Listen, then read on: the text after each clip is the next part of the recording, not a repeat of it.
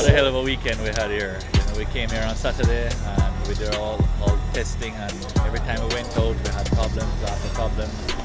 Eventually I said to the guys, I said, please just give me one race. That's all I want. I just want one race that I can go out there and show what the car is capable of.